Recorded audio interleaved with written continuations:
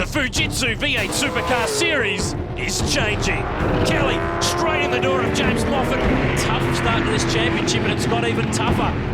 In the opening rounds, the new breed have been falling apart, while some driving lessons have been handed out by their more experienced counterparts.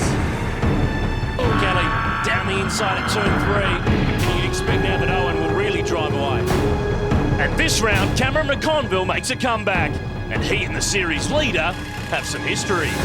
Oh, big one! R8 going the wrong way! You can't imagine how dangerous that is. Classic example of why Stephen Owen wonders why he's not in the category full time. He doesn't have many kind words to say about anyone.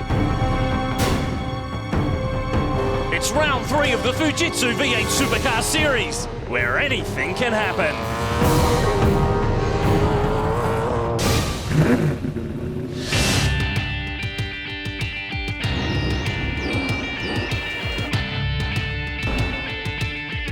Well, Winton Motor Raceway is tight and tricky at the best of times, and a man who knows all about it is James Courtney from Jim Beam Racing. This is a track where if you don't qualify at the front, you're not taking home a trophy. Yeah, that's right, Noonan. It's it's going to be pretty tricky here. If you don't get in the front, like you said, it's going to be a tough weekend, and you're probably not going to take home some silverware. Easy to drag a break here and get frustrated and take someone out. So the guys got to be on top of their game. Now, one man we're keeping an eye on, and I know you're keeping an eye on, is the championship leader, Steve Owen. He'll team up with Jamie Whincup for the Enduros later in the year. Are you just sussing out the opposition this weekend? Yeah, look, he's been doing a great job this year in the Fujitsu series, and it's a bit of a step up for the main game. So Triple A can be on top of it, but I'm sure he's going to do pretty well. So we'll just wait and see how he goes this weekend. We're really looking forward to round 3 of the championship this weekend. 3 race format in play. Race 2, a reverse top 10. But to bring us up to speed ahead of round 3 is Brian Ingerson. The former champ has cleaned them up. Steve Owen takes round 1 in Adelaide. After winning both rounds at Adelaide and Queensland, championship leader Steve Owen heads to Winton Raceway as the man to beat. But he's up against a field of series regulars and guest drivers that make up the biggest Fujitsu field this year. His closest rival in the points is Tim Blanchard, who continues to impress in his rookie year, finishing 4 of the season's 5 races inside the top 5. And his V8 career looks to be on the right path after the Formula Ford graduate received a test in Greg Murphy's car. We're aiming to finish every race this year and improve for each round as the year goes on, and I think we've been doing that quite well. And from now on we just want to try and get close to those guys at the front and start getting some podiums and race wins. James Moffat had a weekend in Queensland he'd rather forget. Kelly straight in the door of James Moffat. The way he's swerving, you'd think it's out of fuel. James Moffat's championship is falling off the rails so quickly. After starting the year as championship favourite, he's now dropped from 2nd to 5th on the points ladder. We need to get things back on track. Queensland was massively disappointing and we took a big hit in the championship. If we didn't have the problem in race 3, we would have still been 2nd in the championship. But if, buts and maybes, that's what motorsport's all about. So we've got to make sure we minimise having mistakes like that and don't have any in the future. Currently languishing in 9th overall is David Russell. This time last year, he was leading the championship. But season 2010 hasn't gone to plan. Blanchard in the gap at turn 6. And contact. Tough start to this championship, and it's got even tougher. We've had some pace, so we're not sort of too concerned about the lack of speed, but it certainly makes a difference when main series cars come into the category. But look, that's giving us something to aim for, and I'm sure you're going to see my name head further north in the points. It's been a tough start for V8 Supercar's youngest ever driver, Scott McLaughlin. The Stone Brothers Racing prodigy had an encouraging 9th place finish in his first ever race, but that meant a front row start for the reverse grid race. He goes nowhere, and Owen Kelly slams in the Fujitsu Falcon. That front row start didn't quite go to plan. What would you do if you're ever on the front row again? I just wouldn't hold the clutch up to the grab point as much. I just burnt it out, and it was just a mistake that I just unfortunately made, and I've learned a lot. I know I won't do that again. I had a practice start today and we actually went pretty good, so that was good. The field will be bolstered by the return of Jack Perkins on the back of his podium finish at the last round, and recent main game retiree Cameron McConville.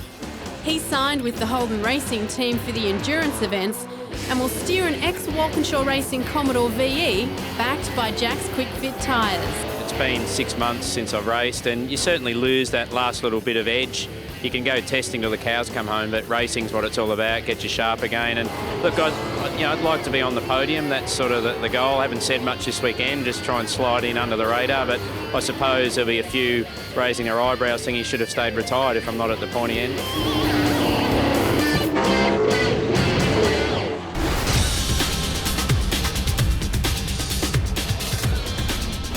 But in the dying stages of qualifying, Steve Owen snatched pole position from Cameron McConville to make it 3 from 3 this season. To race 1 highlights now, and experience may have dominated the front of the grid, but behind was a pack of young guns eager to show their worth. Race 1 is away. James Moffat is not, though. McConville makes a great jump. Scott McLaughlin down the inside. Nick Percat down the outside. McConville, though, big lock up at turn 1. Stamping his authority early there. Some action back in the pack as well. Winton, it's tight, it's tricky, but McConville leads. Perkins is through to second. Down the inside. Oh, Moffat trying to fight back. That was a shocking start. Oh, could have easily gone really bad for him there if he tagged the back of Fiore's car here. Very easy to spin someone there. Oh, more fire. McConville locks the left front again through the sweeper. That tyre's going to hurt. That's going to cost him through the race. He's going to keep grabbing on that same point. It's very unloaded into there. David Russell fourth, then it's Blanchard, McLaughlin, Matthew Hamilton, great start in the Team Kiwi Falcon, and then Nick Percat. It's all pretty much single file here. No real action. Moffat's making a lunge. Pulled it off. It's very tight, very easy to spin someone there. You touch them just in that right quarter. The rear of the car's very unloaded, easy to spin.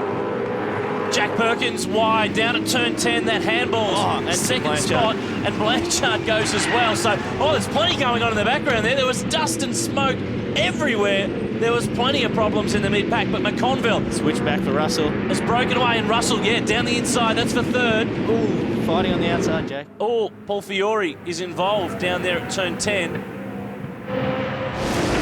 Here's the replay on board with Rodney Jane. That's Fiore in... Where's this about a lock-up. Where's this going? It's a good drift.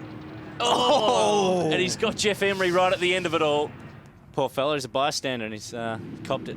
The Triple F Commodore is damaged. Jeff Emery is damaged as well. Moffat was desperate to make up for his woeful start.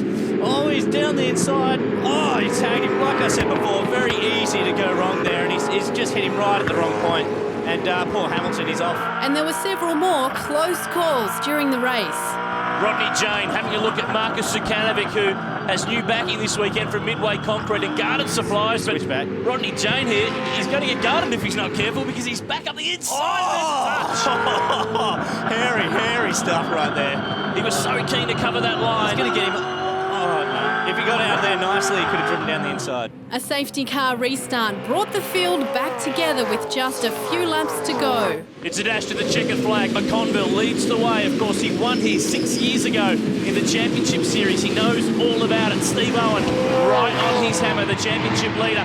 Great job from Scott McLaughlin. Sits in fourth, but Jack Perkins down the inside. And that was a Jack mistake. Yeah, he's gone back, probably gone for second to try and slow it up and tagged him. Doesn't look like he's settling.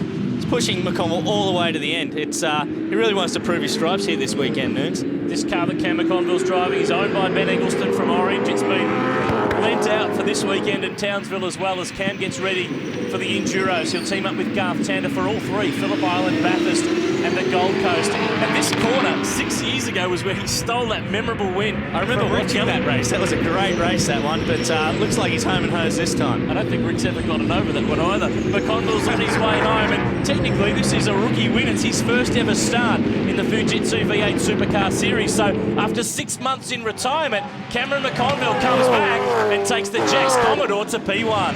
Oh, David Russell's getting done on the line here. Must be something wrong with that thing. There's no way you can get past like that there. Tim Blanchard steals 5th place right on the line. Nick Percat in 7th. Marcus Sukanovic 9th. And Aaron Russell, great job from the teenager. He rounds out the top 10. Cam McConville, good battle between yourself and Steve Owen. It was good to get one up on him so far. Yeah, Stevie's with Jamie Whincup and I'm in one of the HRT cars, so I think we're both probably slogging it out to get some more miles before the Enduro, so hopefully it stays that way. Stevie can be behind in Jamie's car and I'll stay in front in the red Holden. It's like the old rivalry of Stevie and I goes on for another day. Stick around, race 2 gets underway after the break.